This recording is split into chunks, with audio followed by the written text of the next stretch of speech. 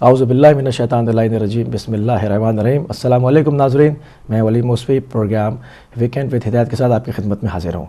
ناظرین، اس پروگرام میں ہم آپ کو اپڈیٹ کرتے چلے آئے ہیں تمام عالمی حالات سے، اور اس میں جو بھی سر فہرست ہوتا ہے ہم اس کو خاص فوکس کرتے ہیں۔ جیسے کہ ہم نے داعش کو، ISIS کو تقریباً کئی مہینوں سے ہم نے اس کو فوکس کرنا شروع کیا، اس وقت جب اس نے موصل پہ حملہ نہیں بھی کیا تھا۔ جب سے ہم نے اس کو فوکس کیا اور ان کے شام کے اندر جو اس کی بڑھتی ہوئی سرگرمیاں تھیں اس سے آپ کو آگاہ کرتے رہے، اور اس کو لے کر کے پھر ہم سلسلے وار اس پروگرام میں ڈسکس کرتے چلے آئے ہیں۔ اور اب آج بھی ہم جو ہے وہ IS کو بھی ڈسکس کریں گے، اور پاکستان کے جو معاملات ہیں ان کو بھی، اور عالمی حالات میں جہاں کہیں بھی کوئی خاص سرگرمی ہو رہی ہے اس کو بھی ہم موضوع بحث لائیں گے۔ تو آج ہم نے اپنے اسٹوڈیوز میں جو ہے جن معزز شخصیت کو دعوت دی ہے وہ ہیں خلیج اخبار کے چیف ایڈیٹر جناب احمد نظامی صاحب۔ تو چلتے ہیں اپنے معزز مہمان کی طرف، آپ کو سلام عرض کرتے ہیں آپ کی خدمت میں، اور آپ کو خوش آمدید کہتے ہیں اپنے اسٹوڈیو میں۔ بہت شکریہ۔ تو جیسے کہ ابھی ہم نے انٹرو میں کہا کہ ہم تمام اس کے اوپر جو ہے عالمی حالات پہ گفتگو کرتے ہیں اس پروگرام میں، تو ہم چاہیں گے کہ پاکستان سے جو ہے وہ اس کو شروع کریں۔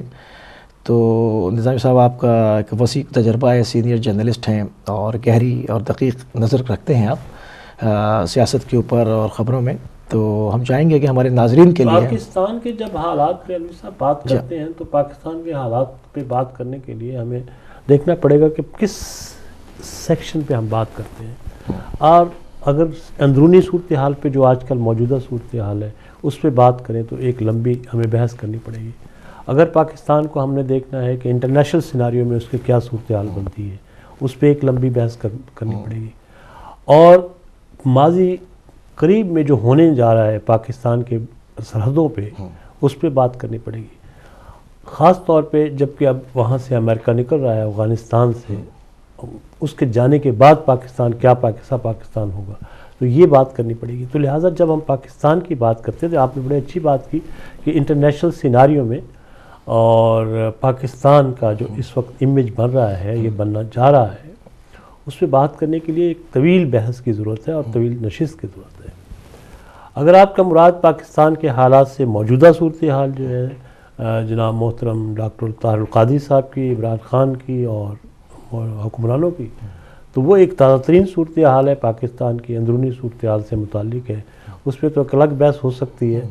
اور غالب نے کہا تھا کہ بازیچہ اطفال ہے دنیا میرے آگے، ہوتا ہے شب و روز تماشا میرے آگے۔ تو میں اس ساری چیز کو میں ایک تماشے کی نظر سے دیکھتا ہوں کہ یہ ایک تماشا لگا ہوا ہے کہ لوگوں کو ایک کنفیوز سچویشن میں ڈالا جا رہا ہے، اور پاکستانی قوم جو ہے، جو کہ ایک آلریڈی کنفیوزڈ قوم بنی ہوئی ہے، اس کو مزید نفسیاتی مریض بنایا جا رہا ہے اس ایشو پہ۔ اب مجھے نہیں اندازہ کہ آپ اپنے اس سیناریو میں پاکستان کے کس حصے پہ بات کرنا چاہ رہے ہیں۔ دیکھیں، میں سب سے پہلے تو جو بالکل سامنے ایک پکچر ہے کہ وہ 24 گھنٹے بڑھتے چلے جا رہے ہیں اور رزلٹ اس کا حتمی نہیں نکل رہا۔ انہوں نے ابھی کل سے ایک اور ڈیبیٹ شروع ہو گئی کہ وہ کہتے ہیں جی فوج کو گورنمنٹ نے نہیں دعوت دی، ٹھیک ہے، وہ کہہ رہے ہیں کہ جی فوج کو انہوں نے ہی بلایا ہے۔ مطلب یہ ایک روز جو اس کے اندر ایک ڈیولپمنٹ ہے اور ایک نتیجہ بھی، کیونکہ ہمارے بنیادی مسائل کچھ اور ہیں۔ لوگ کس چیز سے پریشان ہو کر باہر آئے ہیں؟ لا اینڈ آرڈر، الیکٹرک نہیں ہے، لوگوں کے پاس روزگار نہیں ہے، بنیادی مسائل ہمارے یہ ہیں۔ دیکھیں، بنیادی مسائل کے لیے ایک منتخب حکومت جو ہوتی ہے وہ اس کو حل کرتی ہے۔ حکومت کا اگر ایجنڈا یہ ہو کہ ہم نے لوگوں کے مسائل حل کرنے ہیں، لوگوں کے روزگار پرووائڈ کرنے ہیں، بجلی ہے، گیس ہے اور دیگر جو بنیادی ضروریات ہیں وہ پوری کرنی ہے، ایجوکیشن کا مسئلہ ہے، تو اس کے لیے ایک پورا ہوم ورک کیا جاتا ہے، ایک روڈ میپ تیار کیا جاتا ہے، اور کوئی بھی جماعت جو ہوتی ہے وہ الیکشن میں آنے سے پہلے وہ اس پر بحث کرتی ہے، اس پر پورا ہوم ورک کیا ہوتا ہے۔ اب بدقسمتی ہے پاکستان کے اندر کہ جب بھی انتخابات ہوتے ہیں جمہوریت کے نام پہ، میں سمجھتا ہوں کہ وہ پاکستان میں دراصل عمر کے اس حصے میں پہنچ گیا ہوں کہ جہاں اب نظر آتا ہے، ماضی پہ غور کرتا ہوں تو یوں لگتا ہے کہ پاکستان میں جب بھی انتخابات ہوئے ہیں یا جمہوریت کے نام پہ جب بھی کوئی بات ہوئی ہے تو دراصل وہ فراڈ ہوا ہے، اور ایک طبقے نے اپنے اقتدار کو مضبوط کرنے کے لیے وہ ایک ڈرامہ رچایا ہوا ہے جس کو وہ چل رہے ہیں، اور اس کا تعلق عام آدمی سے کوئی تعلق نہیں ہے۔ عام آدمی کے جو ووٹ ہے اس کو ایک بھیڑ بکری کی طرح وہ لے کے ذبح کر دیا جاتا ہے یا اس کو قربان کر دیا جاتا ہے۔ تو اس سیناریو میں اگر آپ دیکھیں تو اس طرح سے نہ تو جمہوریت کے نام پہ اور ڈیموکریسی کے نام پہ دراصل انسانوں کا وہاں پاکستان میں جمہوری قتل کیا جا رہا ہے، اور آج جو سیناریو دیکھ رہے ہیں وہ بھی ایک ایسی اس میں مجھے خلوص کم نظر آتا ہے، لیکن حکمرانوں کی بددیانتی زیادہ نظر آتی ہے اس میں۔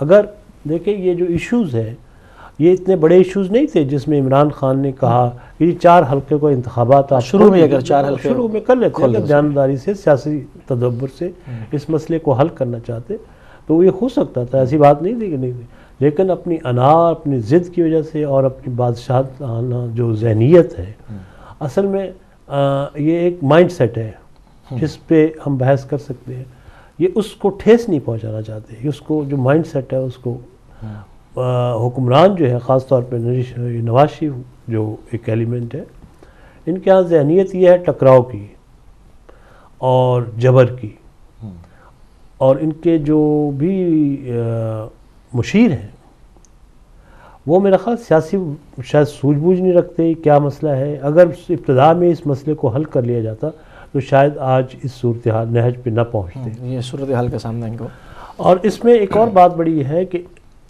میں جو مشکوک ہوتی ہے کیفیت جو ہے، جو دیکھیں ریڈ زون جہاں یہ بیٹھے ہوئے ہیں اسلام آباد میں، وہ پورے ملک کا ایک برین ہے، جیسے ایک باڈی کے اندر جس میں دماغ ہوتا ہے پورے جسم کو کنٹرول کرتا ہے، اسی طرح سے اسلام آباد کا وہ علاقہ جہاں یہ بیٹھے ہوئے ہیں وہ پورے ملک کا ایک برین ہے، وہاں پر جہاں سے پورے ملک کی تاریں نکلتی ہیں، وہاں سے سوچا جاتا ہے، وہاں پر قانون بنتے ہیں، ضابطے بنتے ہیں، اور دیکھتے ہیں کہ جی کیسے چلنا ہے اس ملک کے اندر۔ اب انہوں نے اس برین پہ آ کے بیٹھ گئے ہیں اور اس پہ قبضہ کر لیا ہے، اب کہہ رہے ہیں ہم جانا نہیں ہے۔ آئی ڈونٹ نو یہ کس قسم کی ساری صورتحال کو کس طرح سے ڈیولپ کریں گے، اس کو ہینڈل کیوں نہیں ہو پا رہا ابھی تک، کہ مطلب کوئی تو بیچ میں مطلب ایسی قوت ہو جو کہ اس معاملے کو حل کرائے، مطلب کچھ لچک کا مظاہرہ یہ کریں یا وہ کریں، کیونکہ مطلب بعض چیزیں تو ایسی ہیں نا جو بالکل سامنے ہیں، کیوں نہیں چینج ہو سکتا وزیر اعظم آپ مطلب اس کے لیے بہت سی تھیوریز جو ہیں وہ چل رہی ہیں پاکستان کے اندر بھی، پاکستان کے باہر بھی، اور آج کل تو خیر سوشل میڈیا اتنا فاسٹ ہو گیا ہے، اس قدر تیز ہے کہ اگر آپ تھوڑی سی دلچسپی رکھتے ہیں پولیٹکس کے اندر اور سوشل میڈیا سے تھوڑی سی واقفیت ہے تو آپ دیکھیں گے کہ سوشل میڈیا پہ آپ کو لمحہ بلمحہ جو ہے چیزیں نظر آتی ہیں، اور ایک پروپیگنڈا سائنس جو ہے وہ بھی آپ کو پوری نظر آتی ہے، جو حقائق ہیں وہ کیا ہیں، سچائی کیا ہے، جھوٹ کیا ہے، یہ بڑا مسئلہ ہو جاتا ہے پرکھنا اس بات کو۔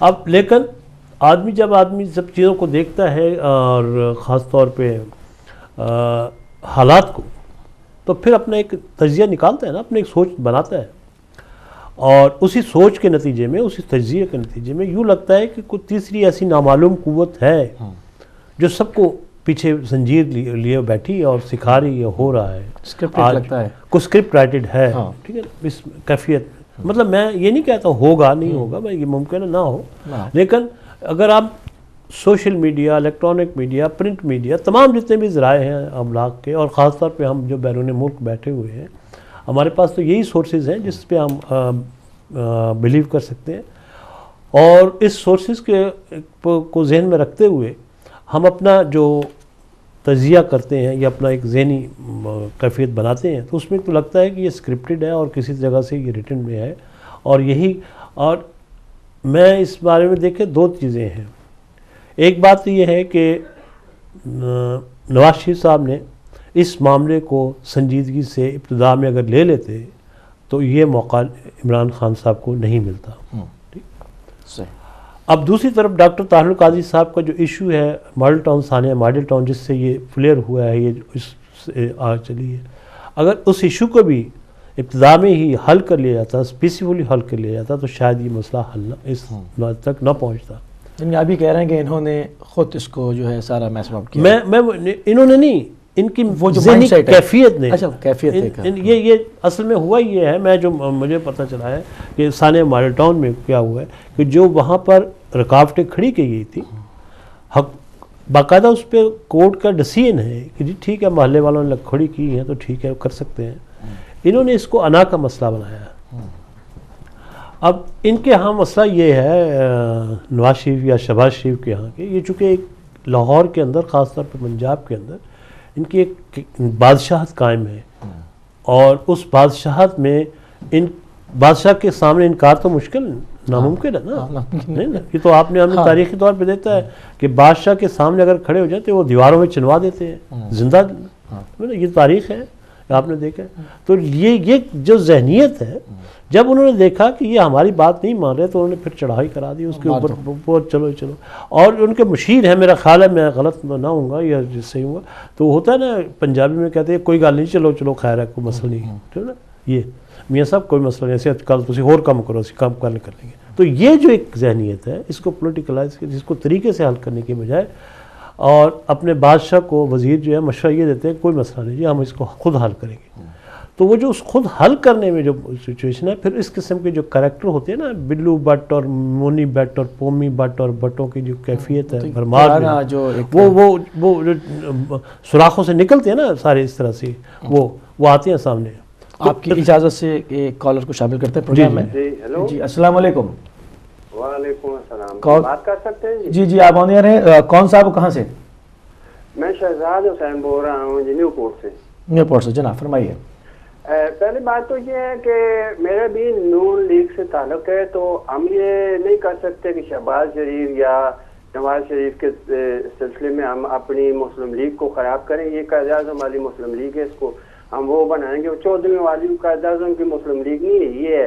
تو ان کی ہمیں اس میں ضرورت اب نہیں ہے، یا یہ صحیح ٹریک پہ آ جائیں اور قانون نافذ کریں۔ 1900 جو شریعت 73 والا آئین ہے اس کو پھر دوبارہ بحال کریں، اس میں جتنی امینڈمنٹ انہوں نے غلط کی ہیں ان کو ٹھیک کریں تو ٹھیک ہے۔ میں نواز شریف نون لیگ میں آئندہ نہیں چاہیے، یہ مسلم لیگ ہے، یہ ہماری ہے، ان کی نہیں ہے، ہم لوگوں کی ہے۔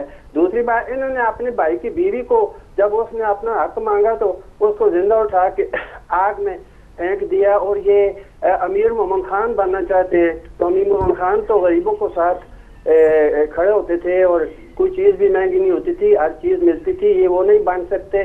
غلط آدمی ہے، توبہ کریں، خانقاہ پہ آ کے نک رگڑیں، کون سے معافی مانگیں اور ٹھیک نظام کو ٹھیک کریں، اور جتنے پاکستان کے پیر خانقاہوں میں بیٹھے ہیں وہ جھنڈے لے کے نکلیں اور اس سلسلے کو ٹھیک کریں۔ آرمی کا جنرل بہت اچھا ہے، شکر ہے، کل مشرف ہوتا تو دوبارہ مارشل لا لا دیتا۔ خدا حافظ۔ بہت شکریہ شہزاد صاحب تھے نیو پورٹ سے۔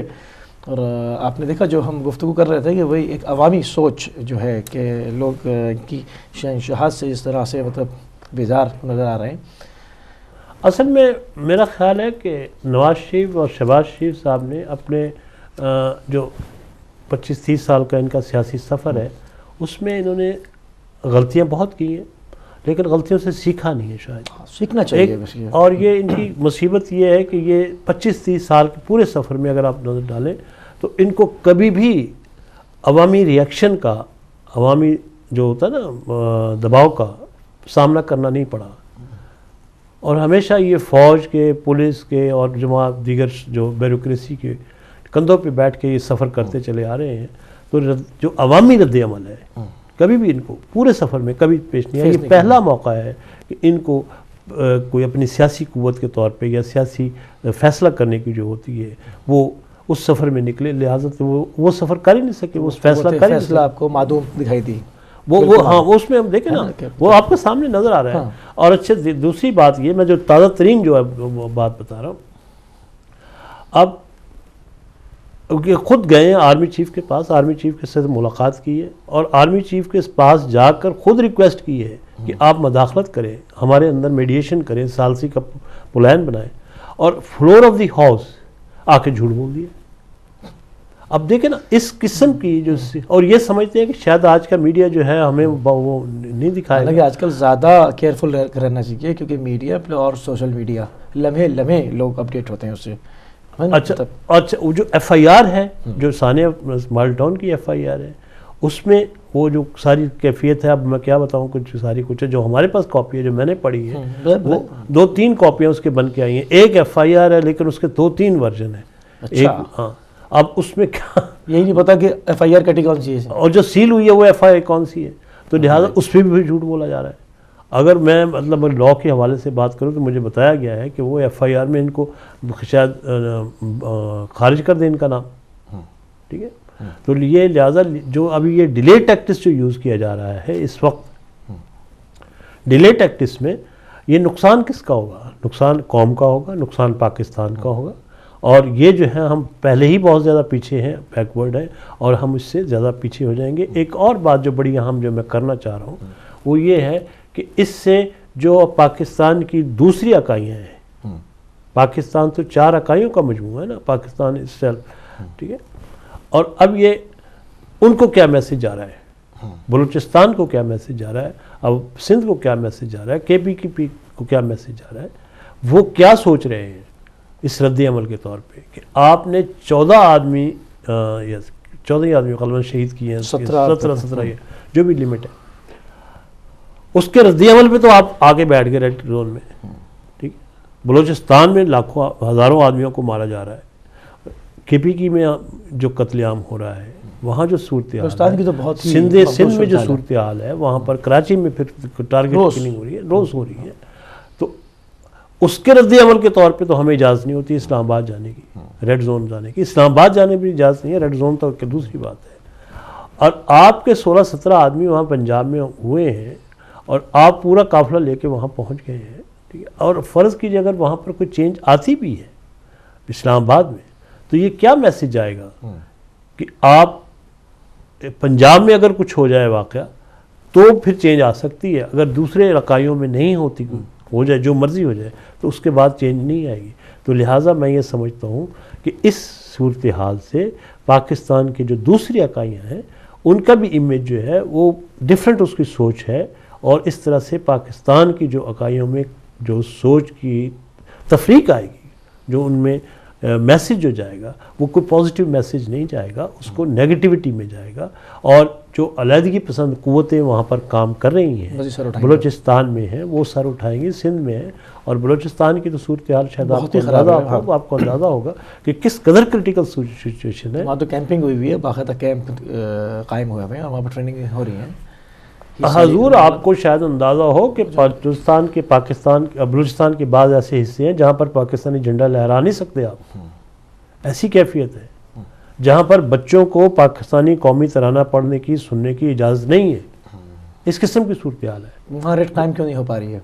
میں وہی تو آپ سے بتا، اور پھر وہاں پر دیکھیں آپ جو اور ایک اور بڑی بات ہے، پاکستان کو تقسیم کیا جا رہا ہے، ہو رہا ہے، یہ بڑی ہی زیادہ انتہائی تشویشناک صورتحال ہے۔ پاکستان کو جو فرقوں میں تقسیم کیا جا رہا ہے، اور مطلب وہاں پر تو آپ دیکھا ہے بلوچستان میں، کوئٹہ میں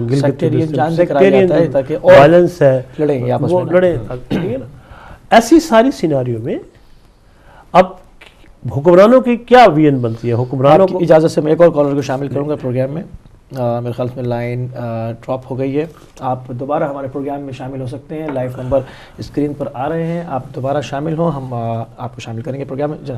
آپ سلسلہ وہیں سے میں یہ کہہ رہا تھا کہ یہ جو سچویشن بن رہی ہے، ایسے ہی سچویشن میں حکمرانوں سے میں کالر کو شامل کروں۔ جی السلام علیکم۔ وعلیکم السلام جی کون صاحب کہاں سے؟ علی بول رہا ہوں جی، اسکاٹ لینڈ سے۔ علیم صاحب فرمائیے۔ میرا کہنا یہ ہے کہ یہ صاحب جو تجزیہ دے رہے ہیں ان کو شاید یہ علم نہیں کہ سرکار نے گولی چلا کے 16 آدمیوں کو لاہور میں مارا ہے۔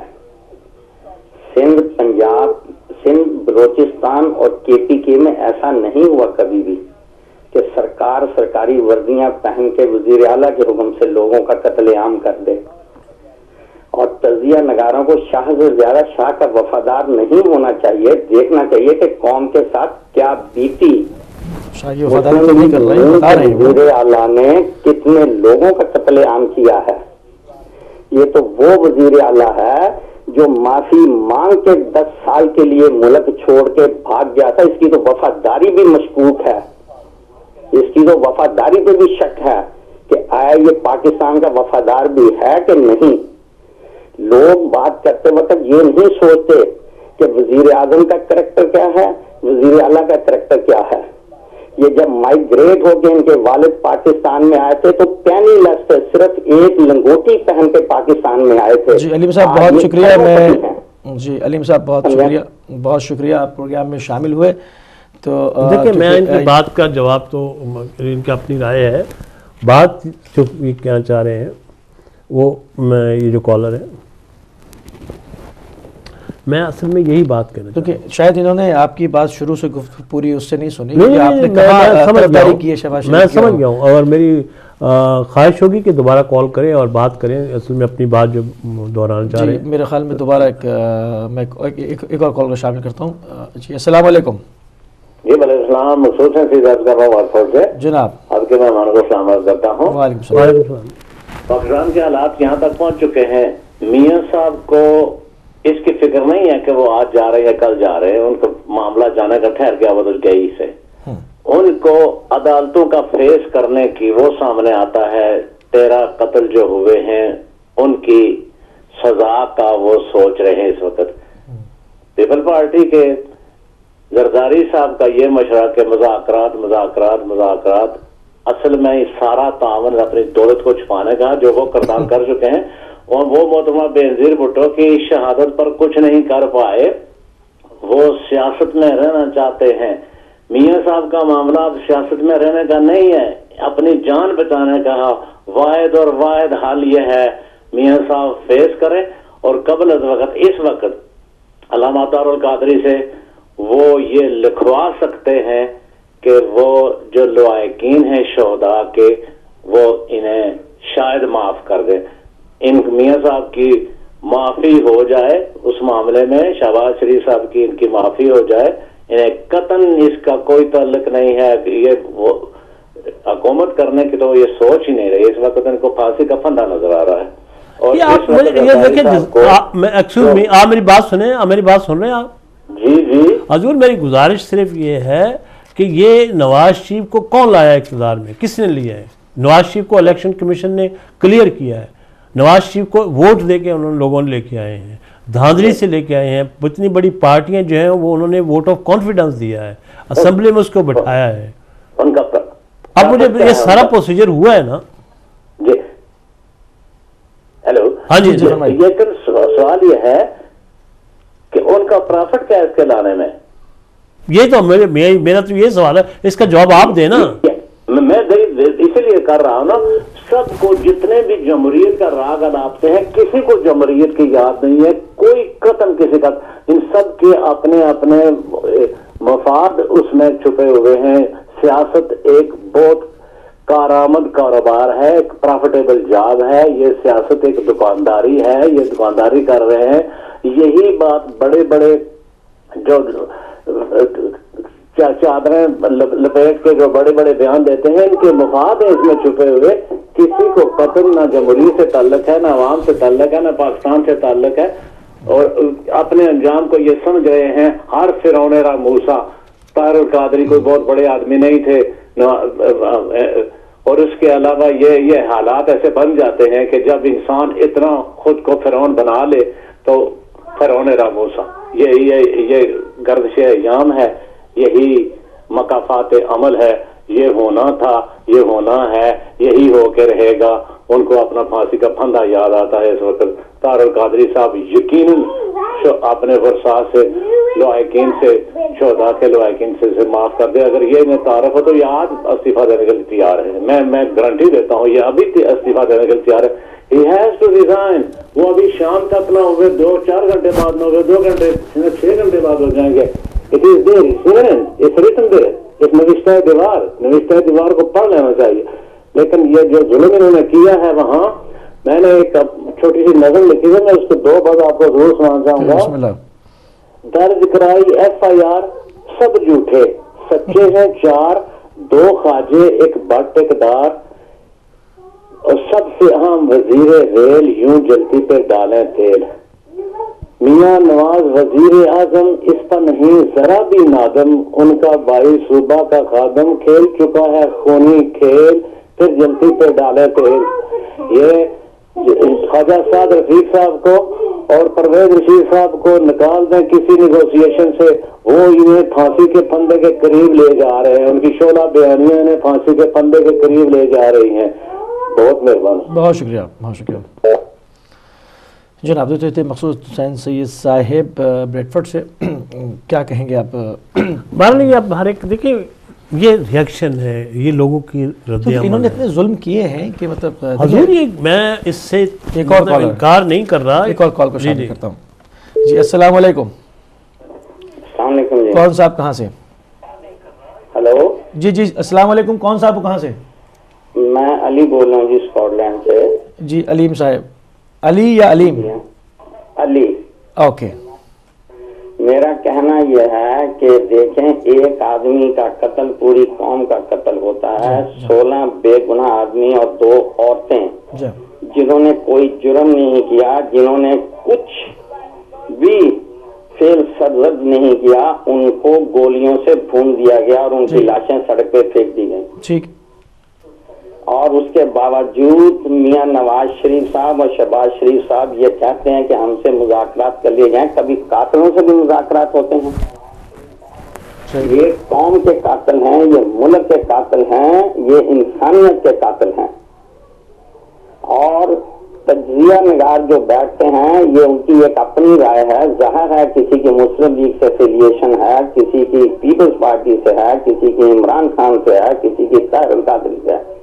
میرا کہنا یہ ہے کہ آپ اس ساری افیلیشن کو چھوڑ دیں، بحیثیت قوم، بحیثیت مسلمان آپ یہ سوچیں کہ ماڈل ٹاؤن میں جو کچھ ہوا کیا وہ جائز تھا اسلامی لحاظ سے؟ انتہائی ظلم ہوا ہے۔ میری بات سنیں، میری بات سنیں، ابھی جانا نہیں آپ نے، میری بات سن لیجیے گا، میری بات سن لیجیے گا، جائے گا مت مجھے۔ آپ نے پہلے بھی غالباً کال کی ہے؟ نہیں جی جی جی ہاں بالکل۔ ہاں بس میں اچھا ہوا آپ نے دوبارہ کال کیا۔ آپ میری بات سنیں، دیکھیں جو وہاں پر ماڈل ٹاؤن میں ہوا ہے انتہائی ظلم ہوا ہے، زیادتی ہوئی ہے، اور موجودہ حکمرانوں کی انتہائی میں کہہ رہا ہوں ظالمانہ رویہ ہے۔ میری سمجھے بات؟ ٹھیک، ہاں بالکل۔ آپ میں اس بات پہ اتفاق کرتا ہوں آپ سے کہ اس حل ہونا چاہیے، اس کی جو قانون ہے وہ ضابطہ ہے، اس کے مطابق ان کے خلاف FIR کٹنی چاہیے، ٹھیک ہے۔ اب یہ چونکہ اب ڈرتے ہیں، چونکہ یہ لوگ جو ڈرتے ہیں، جو موجودہ حکمران ہیں، نواز شریف ہے، شہباز شریف ہے، ان کو پتہ ہے کہ اگر FIR کٹ گئی تو ہمارے گلے میں پھانسی کا پھندا آئے گا۔ میری سمجھے گا؟ اچھا سن، آپ میری بات سن لیجیے، میری بات تو سنیں نا، آپ میری بات سنیں پہلے، میری بات سنیں پہلے، ٹھیک ہے۔ لیکن میں جو پہلے بات کی تھی کہ اس میں اب بلوچستان کیا میسج جا رہا ہے کہ یہاں پر چند لوگ جائیں گے اسلام آباد میں، جا کر کسی سے کہیں گے جی آپ اس کے ریزائن کر دیں۔ اس کا طریقہ کار یہ ہے کہ ان کو پریشر ڈالا جائے کہ FIR کٹے، اور FIR جب کسی کے خلاف کٹ جائے گی تو اس کو ریزائن کرنا پڑے گا، جو قانونی طریقہ کار ہے۔ یہ میں کہہ رہا تھا، شاید آپ میری بات سمجھ نہیں رہے تھے۔ نہیں، میرا کہنا یہ ہے کہ تجزیہ نگاروں کو یہ کہنا چاہیے کہ میاں صاحب پوری دنیا میں وزیر اعظم اخلاقی طور پہ جب کبھی کوئی الزام آ جاتا ہے اور سیریس قسم کے الزامات آ جائیں، یہاں تو وزیر اعظم بغیر ٹکٹ سفر کرتا ہوا پکڑا جائے تو وزارت عظمیٰ سے استعفیٰ دے دیتا ہے، سمجھے نا؟ بالکل فوری ریزائن کرنا چاہیے۔ پاکستان کا تو پاکستان کا وہ corrupt chief justice Chaudhry Iftikhar, جس کی ہسٹری کرپٹ ہے، جو ایک کرپٹ ذریعے سے جج بنا تھا بلوچستان ہائی کورٹ کا، پھر وہاں چیف جسٹس بن گیا، پھر سپریم کورٹ کا وہ SHO تھا، وہ چیف جسٹس نہیں تھا، he was SHO of supreme court of Pakistan, اور اس نے پوری سپریم کورٹ اور چاروں صوبوں کی ہائی کورٹ کو اپنے ماتحت اس طرح کچل کے رکھا ہوا تھا جس طرح ہلاکو خان بیٹھا ہے، وہ چیف جسٹس نہیں تھا، وہ تو دنیا کا انتہائی بدترین جسٹس تھا۔ اور میں کہتا ہوں جب تاریخ لکھی جائے گی تو تاریخ میں اس کا نام سیاہ حرفوں میں لکھا جائے گا۔ یہ چیف جسٹس اتنا بددیانت آدمی تھا کہ اس نے قوم کی توقعات کو قتل کیا ہے، اور اس چیف جسٹس کو سرعام پھانسی دینی چاہیے۔ خلیل الرحمان رمدے کا سن لیں، اس کے اوپر 52 کمپلینٹس تھی کرپشن کی، اور اس کو پاکستان بار کاؤنسل اور چاروں صوبوں کی بار کاؤنسلوں نے ممنوع قرار دے دیا تھا کہ خلیل الرحمان رمدے بحیثیت جج کسی بار کاؤنسل کو اٹینڈ نہیں کرے گا، مگر وہ کہتے ہیں نا کہ ٹیڑھے کی کمر پہ لات پڑی ہے وہ سیدھا ہو گیا۔ یہ چودھری افتخار کا کیس لوگوں کا پرویز مشرف کے خلاف ابھرنا، اور اس نے چودھری افتخار کے حق میں فیصلہ دے کے اپنے آپ کو وائٹ لسٹ میں کر لیا، جبکہ جس کے خلاف جو کرپشن کی 52 شکایتیں تھیں، اس کا بھائی اسد الرحمان توبہ ٹیک سنگھ کا غنڈہ، اس کے رشتے دار توبہ ٹیک سنگھ کے غنڈے جگہ ٹیکس وصول کرتے ہیں خلیل الرحمان رمدے کے. یہ Khalil Rehman Ramday chief justice of supreme court بنے ہوئے تھے. چودھری افتخار ارسلان کو دیکھ لیں, اس نے کیا کیا, ملک ریاض سے کتنا پیسہ لوٹا بلیک میل کر کے, سمجھے نا. ان چیزوں کو دیکھیں جسٹس کی, یہ کہ جج بننے کے قابل تھے. آج بھی سپریم کورٹ میں 50% بددیانت جج بیٹھے ہیں, بددیانت جج بیٹھے ہیں, ان کی افیلیشن سیاسی جماعتوں کے ساتھ ہے. اچھا میری بات سنیں, آپ مجھے تاریخ نہ بتائیں, میری بات سن لیں. ہیلو, میری بات سنیں, آپ سنیں میری بات. پاکستان میں یہ سارے ہونے کے بعد پاکستان میں الیکشن ہوا, نواز شریف کو آپ نے الیکٹ کیا, شہباز شریف کو آپ لوگوں نے الیکٹ کیا, نون لیگ کو آپ الیکٹ کیا. نہیں, اچھا ہمارا جواب نام ہے, کیونکہ یہ بےایمانی سے آیا چیف جسٹس کے بھروسے پہ, جعلی ووٹوں سے. ہم اگر الیکٹ کرتے تو سڑکوں پہ کیوں آتے؟ اگر ہم اس کو الیکٹ کرتے تو ہم سڑکوں پہ نہیں آتے. جو آدمی کسی شخص کو دلی طور پہ پسند کرتا ہے اس کے خلاف احتجاج نہیں کرتا. تو آپ یہ لاکھوں کا احتجاج ہے پاکستان میں, یہ دیکھیں, اور یہ پاکستان میں احتجاج بڑھے گا, اور اتنا بڑھے گا کہ نواز شریف کو اور چیف جسٹس پاکستان افتخار چودھری, خلیل الرحمان رمدے اور اس کے خواری جج جو بیٹھے ہیں ہائی کورٹ میں, Sindh high court, Punjab high court, Balochistan high court, KPT میں, ان کو راستہ نہیں ملے گا کہ یہ کہاں. جب تک میں گزارش یہ کروں, جب تک اس ملک کا سسٹم بہتر نہیں ہوگا. ہیلو جی میں سمجھ رہا ہوں, آپ سن رہے ہیں؟ جی ہاں سن رہا ہوں. میں گزارش یہ کر رہا ہوں, درست کہا سسٹم بہتر نہیں ہوگا. میں ڈاکٹر طاہر القادری صاحب سے کی رائے سے اتفاق کرتا ہوں. آپ کو ان کا جو ایک حصہ ہے میں ان سے بالکل اتفاق کرتا ہوں. وہ جو باتیں کر رہے ہیں کہ اس ملک کا سسٹم خراب ہے, یہاں پر غریبوں کے لیے ظلم ہی ظلم ہے, کوئی جمہوریت نہیں ہے, غریب جو ہے وہ پستا جا رہا ہے, بے روزگاری ہے, یہ وہ میں اس سے اتفاق کرتا ہوں کہ اس کو ٹھیک ہونا چاہیے. لیکن سوال یہ ہے اس کو ٹھیک کرنے کا طریقہ کار جو ہے وہ تھوڑا سا ڈیفرنٹ ہونا چاہیے. اس کو اب مجھے نہیں سمجھ آتی کہ اگر آپ فوج کو درمیان میں شامل کر لیں گے تو یہ کس طرح سے ٹھیک ہوگا. میاں نواز شریف صاحب جو ہیں یہ فوج کے بلبوتے پہ ضیاء الحق صاحب کے بغل بچے تھے, اور یہ جناب جنرل جیلانی شیخو پورہ کے جو رہنے والے جنڈیالہ شیر خان کے, ان کے لے پالک بچے تھے, اور فوج نے ان کو لا کے یہاں کھڑا کیا کہ بھی اب آپ مجھے بتائیں کہ فوج کا بیٹا ہے, فوج کی پیداوار, فوج کا کیا کردار ہے مجھے آپ بتائیں. چلے آپ مجھے فیصلہ آپ کریں. اور یہ آج بھی فوج کو کال کر رہا ہے, پاکستان کی مضبوط فوج کو یہ بدنام کر رہا ہے. آپ دیکھیں اس نے کیا کچھ نہیں کیا فوج کے بارے میں. وہ خواجہ جو بیٹھا ہے سیال کوٹ کا خواجہ, مجھے شرم آتی ہے بات کرتے ہوئے, اس کو خواجہ کہتے ہوئے بھی شرم آتی ہے کہ اس کو ڈیفنس منسٹر لگا دیا, اور اس نے فوج کے خلاف کیا کہا. پرویز رشید جس کی شکل دیکھنے کو صورت نہیں کرتی کہ یہ آدمی ٹی وی پہ آ کے اتنا جھوٹ بولتا ہے کہ اپنا خوبصورت چہرہ مکروہ کرتا جا رہا ہے, منہ میں دانت نہیں, پیٹ میں آنت نہیں, اور باتیں دیکھ لو. پرویز رشید کی وزیر اخلاق بنے ہوئے ہیں. اسحاق ڈار کو دیکھ لو جو جعلی چارٹرڈ اکاؤنٹنٹ کی ڈگری لے کے پھر رہا ہے, اس کو وزیر خزانہ بنایا ہوا ہے. 50% تو جعلی ڈگری ہولڈر ہے نواز شریف کے پاس. دیکھیں میں اس کا جواب نہیں دوں گا. گریجویشن کی ہے گورنمنٹ والے لاہور سے, دنیا جانتی تھی اسے BA کیسے پاس کیا تھا نواز شریف. میں اس کا جواب نہیں دوں گا. مجھے آپ اس بات کا جواب دیں کہ پاکستان کی جو اسمبلی ہے, قومی اسمبلی, اس نے اس کو وزیر اعظم بنایا کہ نہیں بنایا؟ وزیر اعظم تو مانتے ہیں اسمبلی کے, اگر اس کے ووٹ صحیح ہوتے, اس کو ووٹ آف کانفیڈنس دیا نہیں دیا, پہلے یہ بتائیں.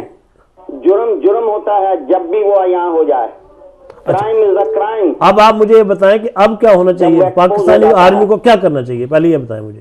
کیا پاکستانی آرمی کو سر مداخلت نہیں کرنی چاہیے, پاکستانی آدمی نیوٹرل ہو جائے, یہ عوام کا کام ہے, عوام اس کے گریبان پہ ہاتھ ڈال کے اس کو گھسیٹ کے باہر کر دیں گے. آرمی جواب دے دے کہ ہمارا کوئی تعلق نہیں, صرف ہم سرحدوں کی ڈیفنس کے محافظ ہیں اور قوم کے محافظ ہیں, یہاں کوئی شر پسندی نہیں ہونے دیں گے, گولی نہیں چلائیں گے, پرامن احتجاج ہے.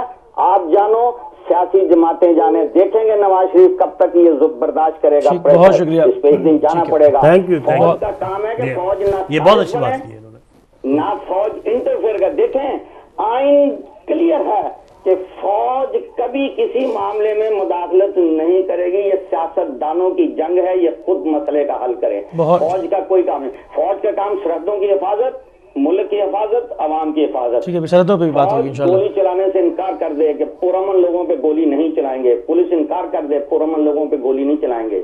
بہت شکریہ، بہت شکریہ. کو 2 دن میں چھٹی کا دودھ یاد آ جائے گا. Thank you very much. Zardari کو بلا کے 70 ڈشوں پہ جناب لنچ کروا دیا ہے، تو اس کو اتنی غیرت نہیں آئی کہ لوگ بھوک سے مر رہے ہیں تو زرداری کو 70 ڈشیں کروا رہا ہے. 4 قسم کی بھنڈی، 6 قسم کی دال، 9 قسم کے گوشت، 12 قسم کے ہرن. یہ دیکھ لیں نا، یہ وزیر اعظم کا کام. 70 ڈشیں ٹی وی پہ دکھائی گئی جناب. ٹھیک ہے علی صاحب، میں بہت معذرت چاہوں گا کہ اور کالر بھی ہیں.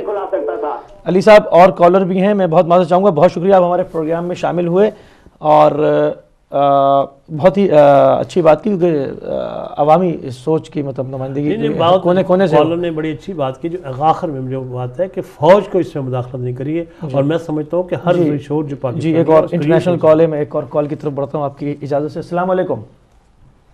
وعلیکم السلام ورحمۃ اللہ وبرکاتہ. جی کون صاحب کہاں سے؟ اٹلی سے بول رہا ہوں. کون صاحب؟ ماشاءاللہ آپ کی ساری گفتگو میں سن رہا ہوں، ساری دنیا سن رہی ہے. یہ جو آپ کے مہمان ہیں وہ یہ فرما رہے ہیں کہ اسے وزیر اعظم کس نے بنایا؟ اسمبلیوں نے بنایا. بھائی میرے مصیبت یہ ہے کہ پاکستان میں جو اسمبلیوں میں پہنچتے ہیں یہ وہی لوگ پہنچتے ہیں جن کے پاس پیسہ ہے، چوری کی آمدنی ہے، پیسے انہوں نے بینکوں سے لے کے معاف کروائے ہوئے ہیں. یہ جو عمران خان ہے یا طاہر قادری ہے، یہ بھی لوگ بھی آنے والے وقتوں میں ڈرامہ ہی بنیں گے، لیکن فی الحال وقت دیکھنے کو اس وقت اچھے نظر آ رہے ہیں. تو یہ جو باقی جو اس وقت اسمبلیوں میں بیٹھے ہوئے ہیں، یہ 2-3 خاندان، پیپل پارٹی اور یہ نواز شریف، یہ لوگ جب تک نہیں جائیں گے پاکستان کا نظام نہیں بدلے گا. کہ کس نے ان کو منتخب کیا؟ پاکستان میں انتخابات جیتنے کے لیے 10 کروڑ روپے چاہیے ہوتے ہیں. بتائیں آپ یا میں انتخاب لڑ سکتے ہیں؟ جو 10 کروڑ لگا کے آتا ہے پہلے تو وہ کہتا ہے میں 10 کروڑ پورا کروں نا. تو یہ تو پاکستان ایک لوگوں کے لیے نا وہ نعمت قطع بنا ہوا ہے ان لوگوں کے لیے. یہ شریف خاندانوں کی آمدن آپ چیک کریں، ہمارے یہاں کوئی ہے ہی نہیں ہے. وہ فوج کیا کرے؟ فوج بھی ماشاءاللہ ہے، جسٹس بھی ہمارے یہاں ماشاءاللہ ہے. ہم کس کو روئیں؟ رونے والے کے لیے نہیں. اب یہ پاکستان میں یہی حال رہے گا، کیونکہ امت مسلمہ کا سب سے بڑا پرابلم یہ ہے کہ یہ ایماندار نہیں ہے. انہوں نے جس دن سے رسول اللہ کے ساتھ وفا نہیں کی. کیا کیا؟ خاندان طہارت کے ساتھ کربلا میں کیا ہوا؟ یہی حکومت کا ہی مسئلہ تھا. دنیا کو، آخرت کو چھوڑ دیا، دنیا کو پکڑ لیا. لہذا مسلمانوں کی تو تاریخ ہی یہی ہے کہ وہ تو اقتدار کو پسند کرتے ہیں. ان کو جنت یا جنت کے جو مالک ہوتے ہیں ان سے کوئی تعلق نہیں ہوتا. بس میں مختصر سے گفتگو کرنا چاہتا تھا. یہ نظام ایسے ہی رہے گا. رہا بات آیت اللہ خمینی جیسا کوئی آئے، ویسی عوام بھی چاہیے. ویسے عوام ہے نہیں ہے، ہم سب ملے جلے ہیں، لہذا اس پر مشکل ہی ہے نظر آتا ہے. یہی حال رہے گا پاکستان کا. لٹیرے لوٹتے رہیں گے، غریب روتے رہیں گے. خدا حافظ. خدا حافظ. السلام. آپ شامل ہوئے اٹلی سے، بہت آپ کو مشکور ہیں آپ کے. اور ایک کال کو اور شامل کرتے ہیں. جی السلام علیکم. وعلیکم السلام ورحمۃ اللہ وبرکاتہ. السلام. کون صاحب کہاں سے؟ میں حیدر خان بول رہا ہوں ویل سے. حیدر خان صاحب فرمائیے. حیدر خان. جی ہاں جی فرمائیے. بات یہ ان کی سمجھ میں نہیں آئی. بات یہ ہے کہ فوج تو وہ تو دیں گے فوج کو، عوام کو تو کوئی نہیں دیتا ہے حکومت. عوام کو کوئی دے گا حکومت؟ یہ جھوٹ بات ہے. وہ پارٹیاں جو پرانی ہیں انہوں نے ہر ادارہ اپنے پاکٹ میں رکھا ہوا ہے، وہ عوام کو کیسے دیں گے؟ یہ یوتھ جو نیا اٹھا ہوا ہے ان کو یہ کبھی نہیں دیں گے. ان کو پتا ہے کہ ہمارے ساتھ صرف احتساب ہوں گے. تو بات یہ ہے کہ ابھی فوج کو ادھر سے کال کر لیتے ہیں، افغانستان کو کال کر دیتے ہیں، 2 ادھر سے مار دو، ادھر سے انڈیا میں کال کر دیتے ہیں، 2 ادھر سے مار دو. تو میڈیا بھی بیچ میں پھنسا ہوا ہوتا ہے کہ ان کو اس طرف لے جاؤ، ان کو اس طرف لے جاؤ، ان کو اس طرف لے جاؤ. تو عوام کے ساتھ وہ بھی یوز کرتے ہیں.